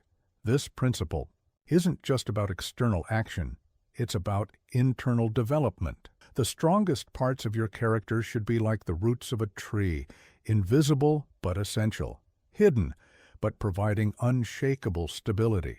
But this requires something rare: the discipline to develop without display, to grow without seeking validation, to become powerful without needing to prove your power. This is why I trained alone for years, developing techniques that no one had seen before. Here's a deeper truth about strategic invisibility. It's not just about being unseen. It's about being seen exactly as you choose to be seen. Sometimes this means being completely invisible. Sometimes it means being visible in ways that create strategic advantage. The key is maintaining control of the perception. This applies to everything: your training, your knowledge, your capabilities, your intentions. Learn to keep private what gives you advantage. Learn to show what serves your strategy. Learn to be unpredictable in ways that create opportunity. Let me give you one more practice, the strategic revelation drill. When you must show your capabilities, show them in ways that create misconceptions about their limits. If you're strong, let them see strength, but not its full extent. If you're skilled, let them see skill, but not its full range. Always keep something in reserve, something unexpected. This principle serves you everywhere. In competition, where unpredictability becomes a weapon. In negotiation, where hidden capacity becomes leverage. In personal growth, where private development becomes profound strength. Remember, the warrior who can be fully seen can be fully countered. The warrior who moves in expected ways can be easily defeated. True power lies in maintaining the space between what others think they know about you and what you're actually capable of. This is the way of the warrior, to be like the moon on water, visible yet untouchable, powerful yet impossible to grasp, always present yet never quite where others expect you to be. Not through deception, but through strategic control of perception and action. There is a battle more crucial than any physical combat, more challenging than any external opponent. It is the battle with the voice inside your head, the constant stream of thoughts that can either strengthen or weaken your warrior spirit. In my years of combat, I discovered that the loudest enemy is often your own mind, and mastering this inner dialogue is the foundation of all other victories. Let me share with you what most never grasp about the mind's voice. It's not your enemy to be silenced, nor your friend to be trusted blindly. It's a tool, powerful when directed, dangerous when left undisciplined. The warrior learns not to silence this voice, but to shape it, direct it, use it for power rather than let it drain power. First, understand this. Your inner dialogue is creating your reality moment by moment. When you face a challenge, the voice in your head is either building your strength or undermining it. There is no neutral ground. Every thought either serves your warrior spirit or weakens it. Here's how you begin to master this principle. Start by becoming aware of your current inner dialogue. Don't try to change it yet, just listen. Notice how it responds to challenge, to stress, to opportunity. Notice its habitual patterns, its repeated phrases, its automatic reactions. This awareness itself begins the process of transformation. Let me give you a practice I developed, the thought pattern audit. For one full day, carry a small notebook. Every time you notice your inner voice speaking doubt, fear, or weakness, write down the exact phrases it uses. Don't judge them. Don't try to change them. Just record them. This reveals your mind's habitual weapons against itself. But remember this warning. Awareness without action leads to paralysis. Once you see your thought patterns clearly, you must begin the work of reshaping them. Not through positive thinking or empty affirmations, but through practical, warrior-like mental discipline. Here's another layer of this practice. Learn to identify the three voices in your mind. The voice of weakness, which speaks of fear, doubt, and limitation. The voice of ego, which speaks of pride, comparison, and self-importance. And the voice of the warrior, which speaks of clarity, purpose, and direct action. Your task is not to eliminate any of these voices, but to strengthen the voice of the warrior until it becomes dominant. This voice doesn't waste energy on self-doubt or self-aggrandizement. It speaks only of what needs to be done and the direct path to doing it. Let me share another practice, the voice replacement drill. Choose one common situation that typically triggers negative inner dialogue. Now, deliberately craft the precise words you want your warrior voice to speak in that situation. Practice this new dialogue repeatedly until it becomes automatic. But understand this crucial point. The warrior's inner voice isn't about pumping yourself up with false confidence. It's about seeing reality clearly and responding to it directly. When I faced an opponent, my inner dialogue wasn't about how great I was. It was about what needed to be done in that exact moment. Here's what most fail to understand about controlling inner dialogue. It's not about maintaining constant positive thoughts. It's about developing useful thoughts, thoughts that serve your purpose, strengthen your resolve, and direct your energy toward effective action. Think of it this way. Your mind is like a sword. The thoughts you allow to repeat in your head are either sharpening this sword or dulling it. Every time you rehearse weakness in your mind, you're dulling your blade. Every time you practice clarity and purpose in your thoughts, you're sharpening it. Let me give you another practice, the strategic self-talk drill. Before any significant challenge, consciously craft your inner dialogue. Not vague encouragement, but specific tactical self-direction. Instead of, "I can do this," use body straight, breath calm, mind clear. Make your inner voice a practical tool for performance. Remember this: the quality of your inner dialogue determines the quality of your actions. Cluttered thoughts lead to cluttered movement. Clear thoughts lead to clear action. Weak thoughts create weak responses. Warrior thoughts forge warrior-like performance. Here's another crucial aspect. Your inner dialogue must be grounded in truth. False confidence is as dangerous as self-doubt. The warrior's mind speaks to itself with absolute honesty, acknowledging both strengths and weaknesses, but focusing on direct action rather than judgment. This requires something rare, the ability to be completely honest with yourself without becoming discouraged, to see your limitations clearly while maintaining unshakable determination to transcend them. This balance is what makes the warrior's inner dialogue powerful. Let me give you one more practice: the battle dialogue drill. In any challenging situation, consciously shift your inner voice from reaction to strategy. Instead of, "This is hard," use, "How do I solve this?" Instead of, "I'm not ready," use, "What's the next action?" Train your mind to seek solutions rather than announce problems. This principle serves you everywhere. In training, where the right inner dialogue can push you past perceived limits. In conflict, where clear mental direction can keep you focused under pressure. In daily life, where disciplined thinking patterns can maintain your warrior spirit through any challenge. Remember, every thought that passes through your mind is either strengthening or weakening your warrior spirit. There is no neutral ground. Every inner word either serves your purpose or undermines it. Choose your inner dialogue as carefully as you would choose your weapons. This is the way of the warrior, to forge an inner voice that serves strength, clarity, and purpose, not through suppression of thoughts, but through the cultivation of powerful, practical, warrior-like thinking patterns that guide you toward effective action in every moment.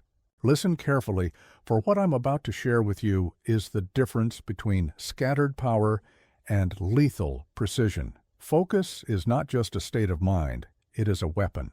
And like any weapon, it must be forged, sharpened, and wielded with skill.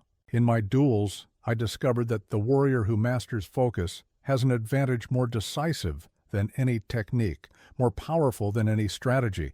But understand this: what most call focus is merely concentration, a tense, forced attention that exhausts itself quickly.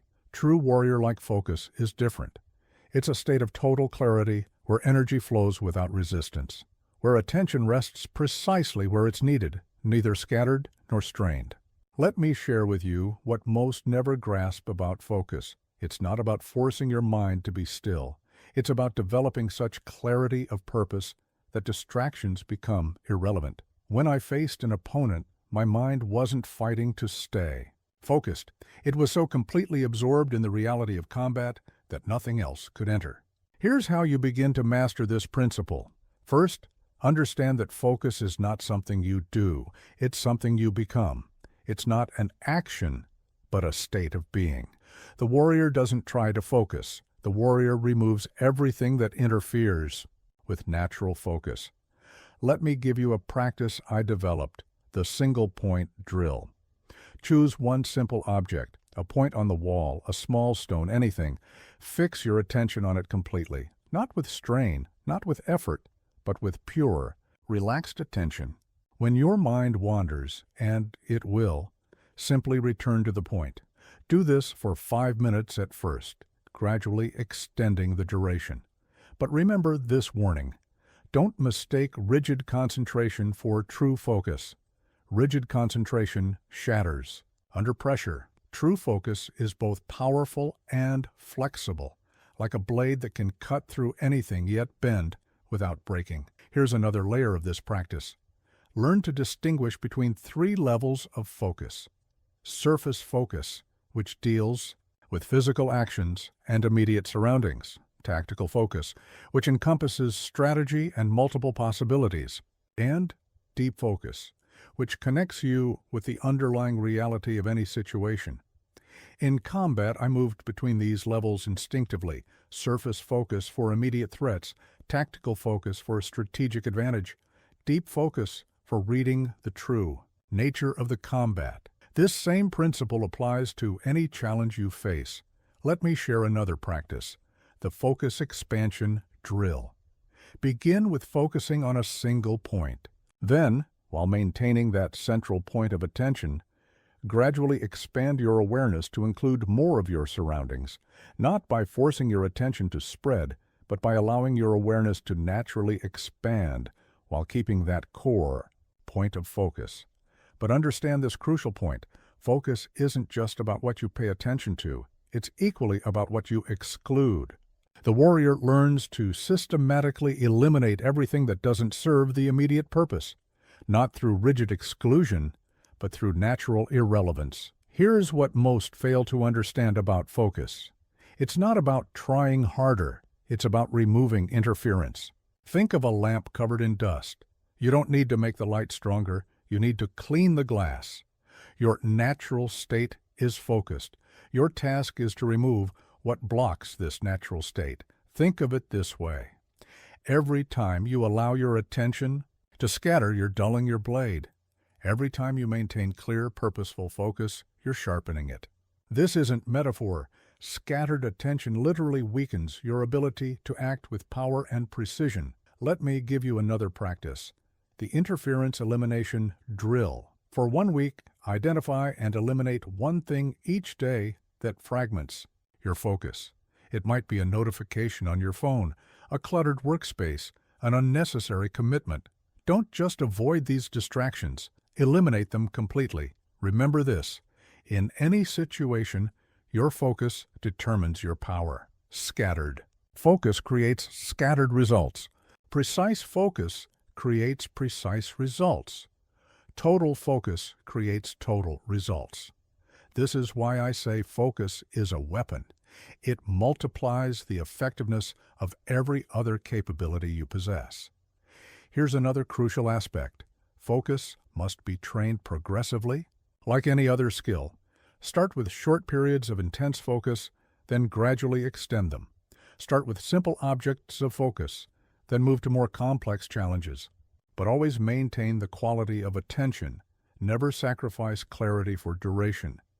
This requires something rare, the patience to build focus slowly, systematically, without rushing to prove your capability. Many warriors try to force themselves to maintain long periods of focus before they've built the foundation. This creates strain, not strength. Let me give you one more practice. The reality focus drill. In any situation, bring your attention fully to what is actually happening right now. Not your thoughts about it, not your feelings about it, not your story about it, just the raw reality of this moment. This is the foundation of warrior-like focus. This principle serves you everywhere, in training, where clear focus accelerates, learning, in combat, where precise attention determines survival, in daily life, where focused action creates extraordinary results from ordinary moments. Remember, every moment of scattered attention is a moment of weakened power. Every moment of clear focus is a moment of strengthened capability. There is no neutral ground. You are either sharpening your focus or dulling it. Here's the deeper truth about focus. It's not just about mental discipline. It's about aligning your entire being with a single purpose. When body, mind, and spirit are unified in one direction, focus becomes effortless. This is why the warrior trains all aspects of their being to achieve this natural unification of purpose.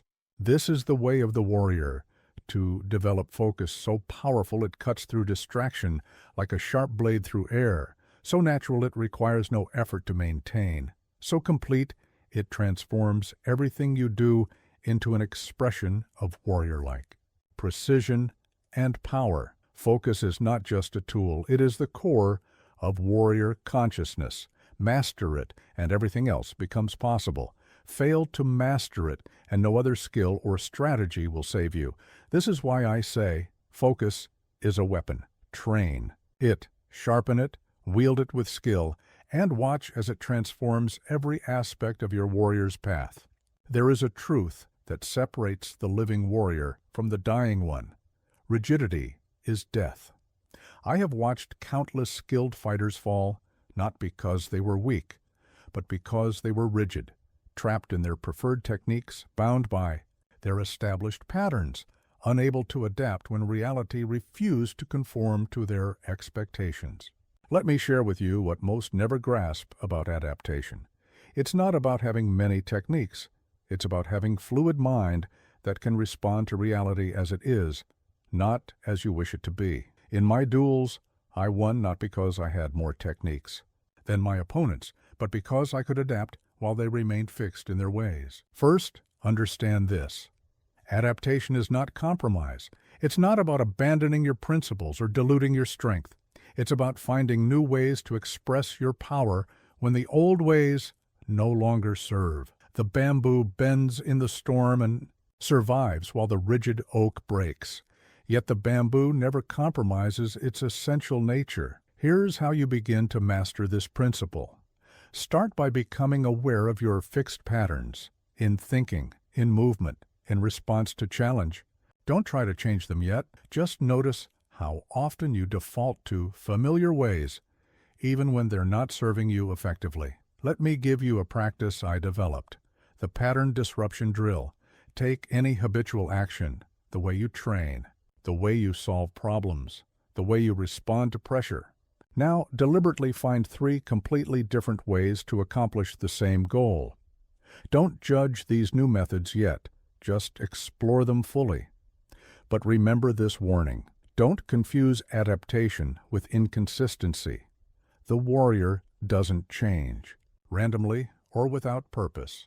They change precisely, strategically, always in response to reality's demands. Like water finding its way around obstacles, every adaptation serves the ultimate flow toward purpose. Here's another layer of this practice. Learn to distinguish between principles and methods. Principles remain constant. They are the core truths that guide you. Methods must be fluid. They are simply ways to express those principles.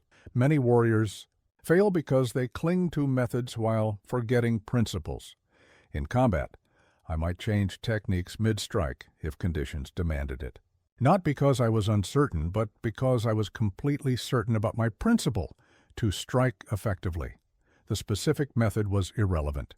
Only the principle mattered. Let me share another practice, the reality response drill. In any situation, ask yourself, am I responding to reality as it is or to my idea of how it should be? This simple question can reveal where you're being rigid rather than adaptive. But understand this crucial point. True adaptation happens in the moment, without thought or hesitation. This level of fluidity must be trained. It must become so natural that you adapt without conscious decision, just as water naturally flows around any obstacle it encounters. Here's what most fail to understand about adaptation.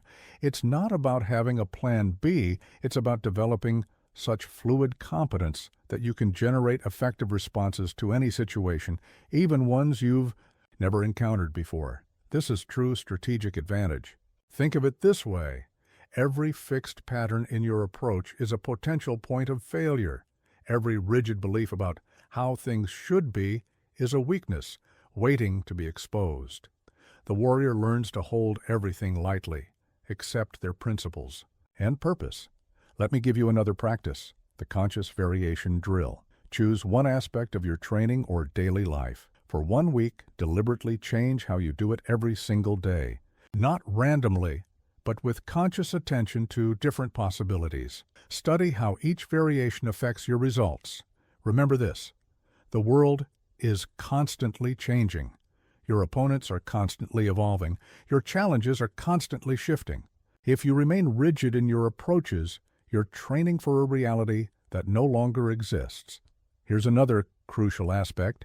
Adaptation must happen at all levels: physical, mental, strategic, and spiritual.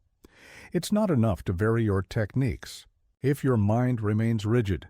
It's not enough to be mentally flexible if your spirit clings to old ways. This requires something rare: the courage to leave the comfort of what you know, even when it has served you well in the past. Many warriors fall because they cannot abandon approaches that once brought them victory, but no longer serve. Let me give you one more practice: the strategic flexibility drill. Before any significant challenge, consciously develop 3 completely different approaches to success.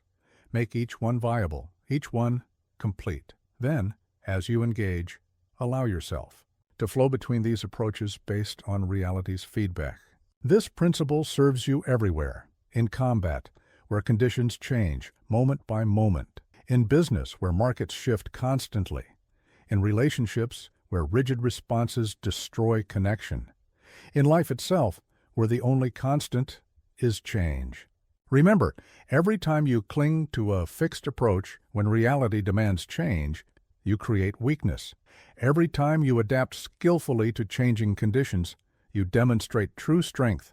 There is no security in rigidity. There is only slow death. Here's the deeper truth about adaptation. It's not just about surviving change. It's about thriving because of change. Each adaptation makes you stronger, more capable, more complete as a warrior. Change becomes not something to endure, but something to embrace as an opportunity for growth. This is the way of the warrior: to remain true to principles while being completely fluid in methods, to be like water, able to flow around any obstacle, take any shape, penetrate any defense, yet never losing its essential nature. Listen well, for I'm about to share with you the most crucial truth of the warrior's path. There is no final destination, no point of arrival, no moment when you can say, "Now I am complete." I continued to train, to study, to refine my art until my final days, not because I hadn't achieved mastery, but because I understood that true mastery is endless refinement. Let me share with you what most never grasp about continuous training. It's not about adding more techniques or accumulating more knowledge. It's about going deeper into what you already know, finding new levels of understanding in familiar movements, discovering hidden truths in basic principles. First, understand this: the moment you think you have arrived, you begin to decline. The moment you believe you have nothing left to learn, you become vulnerable to those who continue to grow. This is not philosophy. This is strategic reality. In my life, I saw many masters fall because they stopped being students. Here's how you begin to embody this principle. Start by destroying the concept of arrival in your mind. There is no black belt that ends the journey, no title that completes the path, no achievement that signals the end of growth. There are only markers along an endless road of refinement. Let me give you a practice I developed: the beginner's mind drill. Take the most basic movement or principle in your art, something you've practiced thousands of times. Now approach it as if you're seeing it for the first time. Look for details you've never noticed. Question assumptions you've always held. Seek depth you've never explored. But remember this warning: this is not about dismissing your current knowledge or undermining your confidence. It's about maintaining the hunger for growth that brought you your current capabilities. The warrior is both master and eternal student, confident in current skill while eager for deeper understanding. Here's another layer of this practice. Learn to distinguish between 3 types of training: surface training, which develops basic competence; depth training, which refines and perfects what you know, and discovery training, which reveals new insights within familiar territory. Most warriors focus only on surface training, adding more techniques, more patterns, more complexity. But true growth often comes from depth training, finding new levels of understanding in what you already know. And the greatest breakthroughs come from discovery training, seeing familiar things with new eyes. Let me share another practice. The Mastery Paradox Drill. Choose one technique or principle you consider yourself to have mastered. Now spend an entire week finding everything you don't know about it. Question every aspect, test every assumption, look for gaps in your understanding that have been hidden by familiarity. But understand this crucial point. Continuous training isn't about constant intensity. It's about constant attention. Some days you train with full physical power. Some days you train with mental focus. Some days you train through observation and reflection. But every day you train. Here's what most fail to understand about never arriving. It's not about being perpetually dissatisfied. It's about finding joy in the process of refinement itself. The warrior doesn't train because they're not good enough. They train because the path of improvement is itself the path of life. Think of it this way. Every skill, every capability, every understanding is like a well. No matter how deep you've dug, there's always deeper to go. The moment you think you've reached the bottom is the moment you stop digging, never discovering the treasures that lie just beneath your assumed limits. Let me give you another practice. The depth before breadth drill. Before learning any new technique or principle, commit to finding 3 new levels of understanding in something you already know. This prevents the common warrior's trap of accumulating superficial knowledge instead of developing deep mastery. Remember this. The greatest enemies of continuous growth are not external. They are internal. Complacency, assumption, the belief that you have arrived. These are the hidden weaknesses that can destroy a warrior more surely than any opponent. Here's another crucial aspect. True training never stops because reality never stops evolving. The conditions you trained for yesterday may not be the conditions you face tomorrow. The understanding that served you in the past may not serve you in the future. This requires something rare, the humility to remain a student while having the confidence to be a master. Many warriors cannot hold this paradox. They either cling to studentship, never fully owning their mastery, or cling to mastery, never continuing to grow. Let me give you one more practice, the evolution check drill. At the end of each month, ask yourself, what have I refined? What have I questioned? What have I discovered? If you cannot answer these questions with specifics, you have fallen into the trap of routine rather than true training. This principle serves you everywhere. In martial arts, where there is always deeper understanding to be found. In business, where conditions constantly evolve. In relationships, where there is always more to learn. In life itself, where growth is the only constant. Remember, every time you think you've arrived, you create a ceiling for your growth. Every time you embrace the endless path of refinement, you open yourself to new levels of mastery. There is no final destination. There is only the journey of constant improvement. Here's the deeper truth about never arriving. It's not a burden, it's a liberation. When you release the need to arrive, to complete, to finish, you free yourself to grow without limit. Each day becomes not a step toward a final destination, but an exploration of new possibility. This is the way of the warrior, to train without end, to refine without limit, to grow without ceiling, not from a place of lack, but from a recognition that the path of mastery is the path of life itself. The moment you think you've arrived is the moment you begin to die. There is one final truth that every warrior must grasp, one principle that gives meaning to all the others: die empty. Not in the sense of exhausting yourself, but in the sense of pouring out every ounce of your potential, using every capability you possess, expressing every gift you've been given. When I faced death in duels, It wasn't the fear of dying that drove me.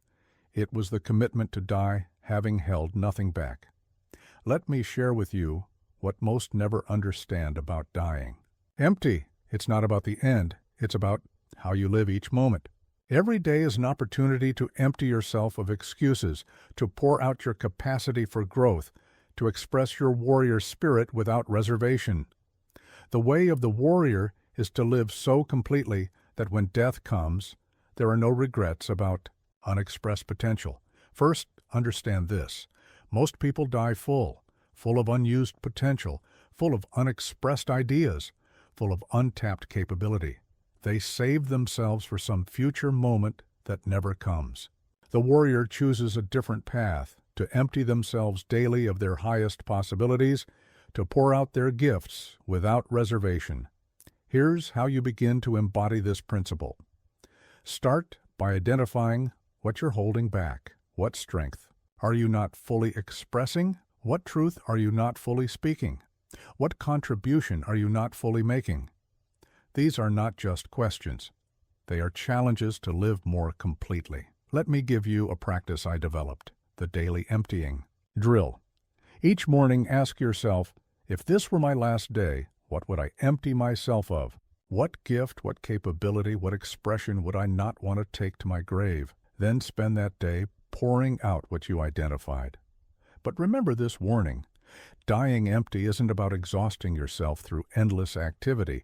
It's about expressing your essential nature fully, about manifesting your warrior spirit completely.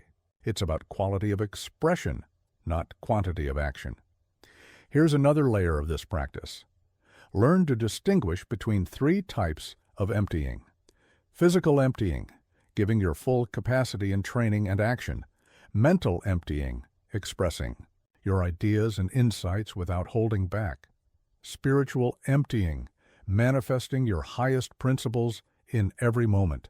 In my life, I sought to die empty in all 3 dimensions, not just in combat, where holding back meant death, but in teaching, in creating art, in every expression of my warrior's path. This commitment to complete expression is what allowed me to discover depths I never knew I had. Let me share another practice, the legacy check drill. Imagine you will die tomorrow. Review what you're currently holding back, skills undeveloped, words unspoken, actions untaken. Now create a specific plan to empty yourself of these things today, not tomorrow, not someday, today. But understand this crucial point. Dying empty requires tremendous courage. It means living without the safety net of saved capacity. It means risking failure by giving your all rather than protecting yourself by holding back. This is why so few achieve it. It demands complete commitment. Here's what most fail to understand about dying empty. It's not a destination. It's a daily practice. Each day, you either move toward emptying yourself of your highest possibilities, or you retreat into the false security of holding back. There is no neutral ground. Think of it this way. Your life force is like water in a vessel. You can either let it stagnate, saving it for some imagined future, or you can pour it out in creative expression, in powerful action, in complete living. The warrior chooses to pour it out, trusting that complete expression leads to continuous renewal. Let me give you another practice, the complete expression drill. Choose one area of your life, your training, your work, your relationships. For 1 week, commit to complete expression in that area. No holding back, no saving yourself, no partial efforts. Watch how this commitment transforms both your capability and your results. Remember this. Every time you hold back your strength, you rob the world of your contribution. Every time you save yourself for later, you waste the opportunity of now. Every time you choose safety over complete expression, you die a little with your potential still inside you. Here's another crucial aspect. Dying empty requires deep trust. Trust that when you pour yourself out completely, you will be refilled. Trust that full expression leads to greater capacity. Trust that emptying yourself of your highest possibility today creates space for even higher possibility tomorrow. This requires something rare, the courage to live without reserves. Most people keep their best in reserve, saving it for some perfect moment that never comes. The warrior understands that the perfect moment is always now, and complete expression is the only way to live. Let me give you one more practice: the full capacity audit. Regular review your life in 3 dimensions: body, mind, and spirit. Where are you operating at less than full capacity? Where are you holding back? Where are you saving yourself? These questions reveal where you need to commit to fuller expression. This principle serves you everywhere. In training, where holding back prevents breakthrough. In relationships, where partial expression leads to partial connection. In creative work, where saved energy becomes stagnant rather than generative. Remember, you will die. This is certain. The only question is whether you will die empty, having given everything you have, or die full of unused potential, unexpressed capability, ungiven gifts. The warrior chooses to die empty. Here's the deeper truth about dying empty. It's not about leaving nothing behind. It's about leaving nothing unexpressed. It's about living so completely that when death comes, it finds you empty of regret, empty of hesitation, empty of held-back potential. This is the way of the warrior, to live each day as an opportunity for complete expression, to train each moment as a chance to empty yourself of your highest possibility, to face each challenge as a way to pour out your warrior spirit without reservation. The time to empty yourself is now, not tomorrow, not when you're ready, not when conditions are perfect. Now, this moment, this day. This is your opportunity to live the warrior's path of complete expression, to move toward dying empty of all but your warrior spirit.